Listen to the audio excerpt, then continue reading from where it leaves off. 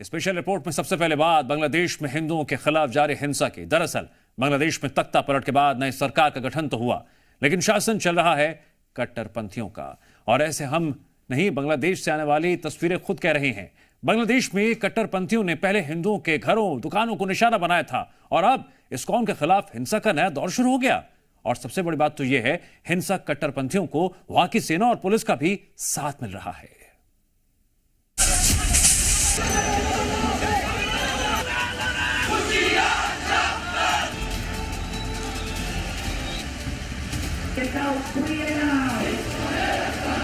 कठपुतली सरकार, मुखौटा सलाहकार, सेना पुलिस का समर्थन, कब्र में दफन हो चुका लोकतंत्र और देश की तकदीर पर हावी होता कट्टरपंथ।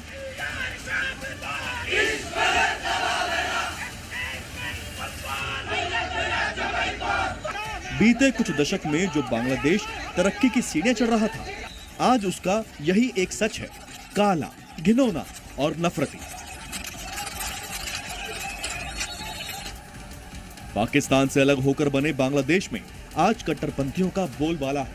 हिंदुओं के खिलाफ नफरत का यह सैलाब पाकिस्तान से मुकाबला कर रहा है। और ये सब हुआ है बीते 3 महीनों में। 5 अगस्त से लेकर अब तक बांग्लादेश में केवल तारीख ही बदल रही है, लेकिन हिंदुओं के खिलाफ हिंसा, बर्बरता और अत्याचार का आलम है वैसे का वैसा।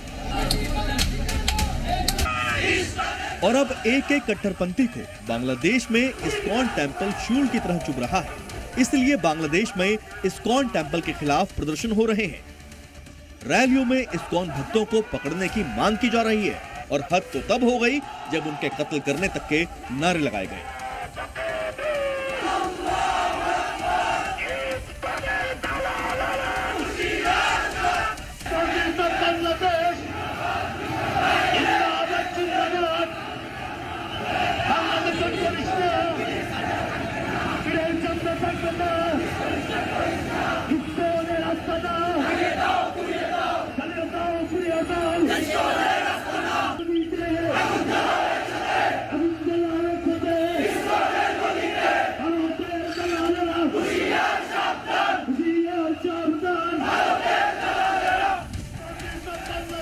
सुना आपने बांग्लादेश की गलियों में किस तरह पाकिस्तान के समर्थन में नारे लगाए जा रहे हैं।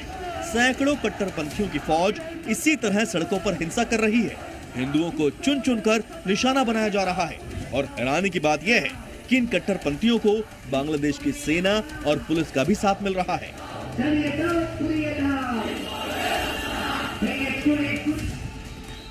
चटगांव में हालात सबसे ज्यादा खराब है, जहां हिंदुओं के खिलाफ भड़के हिंसा के बाद जबरदस्त खौफ है। सेना और पुलिस की मदद से कट्टरपंथियों ने हिंदुओं के खिलाफ जमकर हिंसा की है। तस्वीरें गवाह हैं कि किस तरह हिंदुओं को जमकर पीटा गया, घरों और दुकानों में घुसकर मारपीट की गई। सैकड़ों हिंदू अब भी जख्मी हैं, जिन्हें इलाज तक नहीं मिल पा रहा है।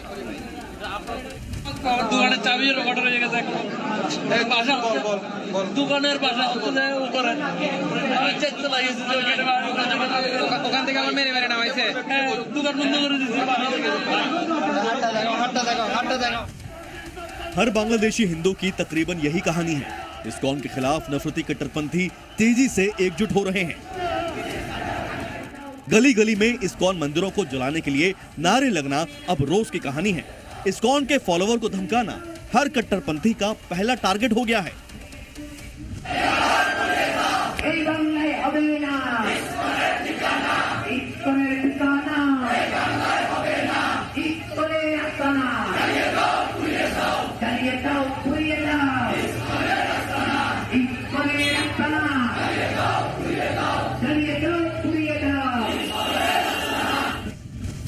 दरअसल इस हिंसा की शुरुआत एक मुस्लिम व्यापारी की फेसबुक पोस्ट से शुरू हुआ था।